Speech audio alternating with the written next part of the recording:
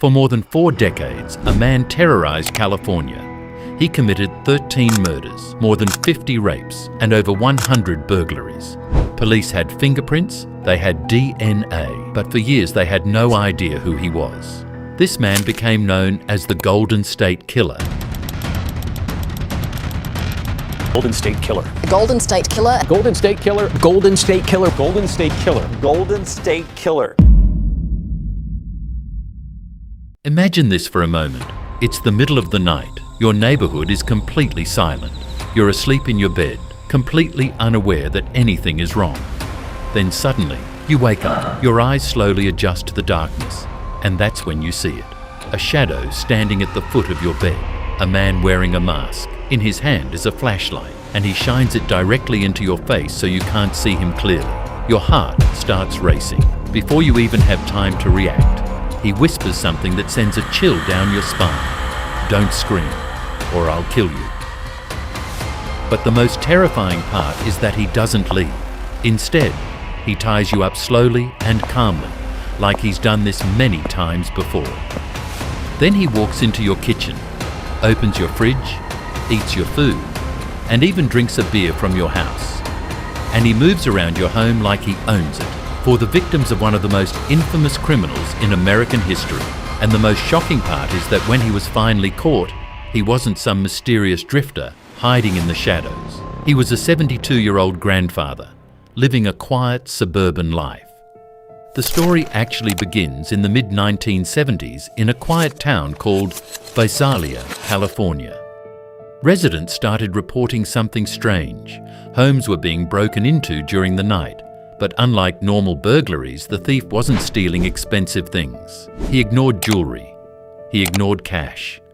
Instead, he took strange items like family photos, personal trinkets, and small objects that had emotional value. Investigators quickly realized something disturbing. This person wasn't stealing for money.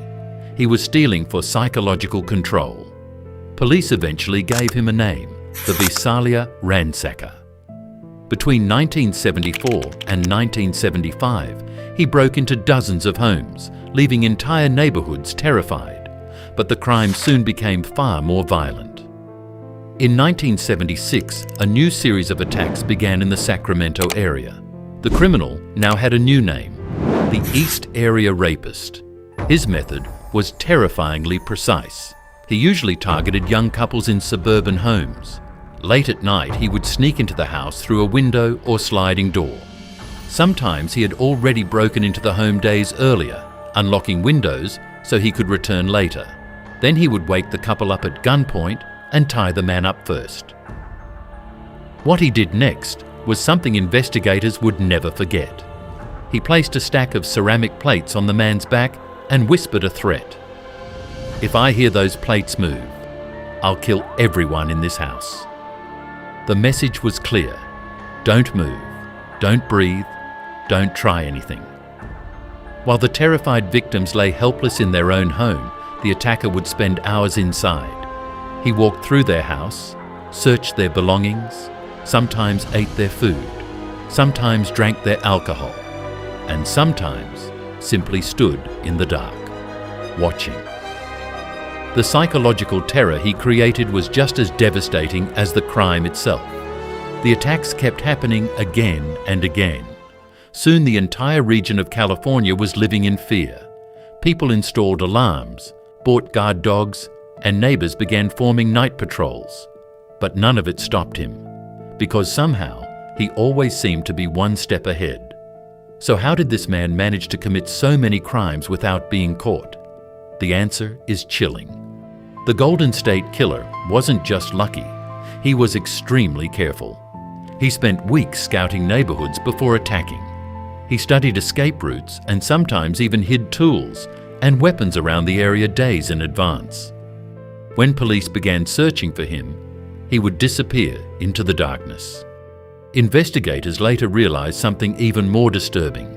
The man they were hunting understood police tactics extremely well. And there was a reason for that. Because the killer himself had once been a police officer. His real name was Joseph James DeAngelo, a former cop and a Vietnam War veteran. He knew exactly how investigations worked and how to stay ahead of them. Back in the 1970s, police departments in different counties rarely shared information with each other. So while one area was hunting a rapist, another area was searching for a burglar, and another was investigating murders. For years, no one realized they were all looking for the same man.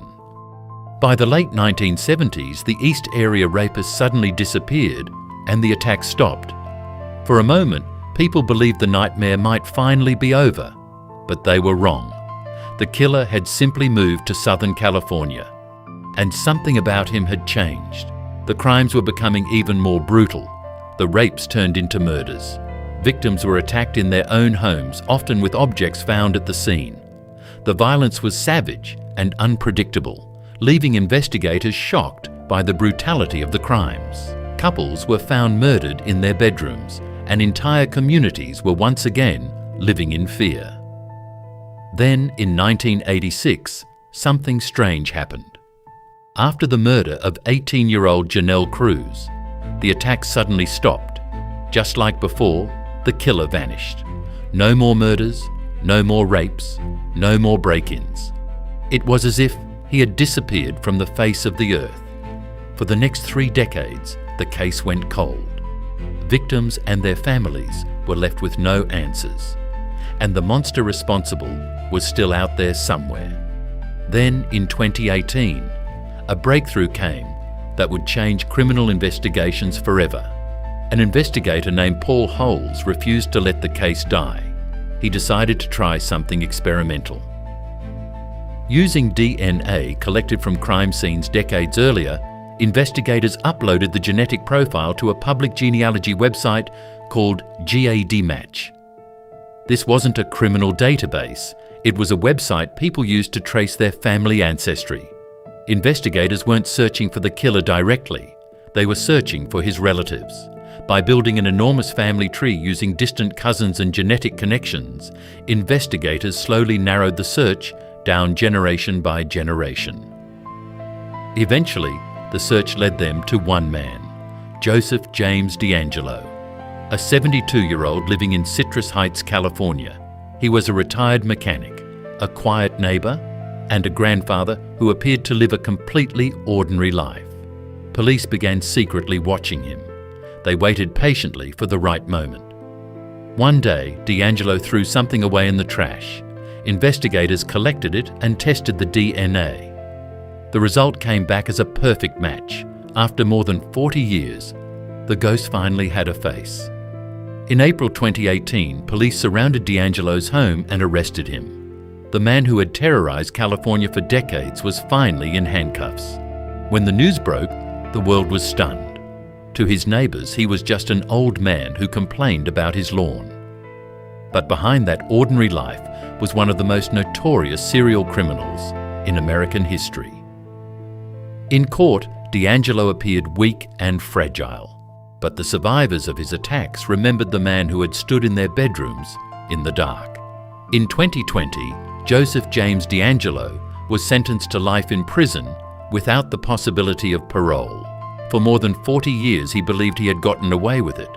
But in the end, the truth was hidden in something he could never escape, his own DNA. And because of that discovery, the victims finally received the justice they had been waiting for. If you found this case as disturbing and fascinating as I did, make sure to subscribe for more deep dives into the darkest criminal cases in history. And remember, sometimes the most dangerous monsters aren't hiding in the shadows. Sometimes they're living right next door. If you want more deep dives into the world's darkest cases, hit that subscribe button. Until next time, stay safe.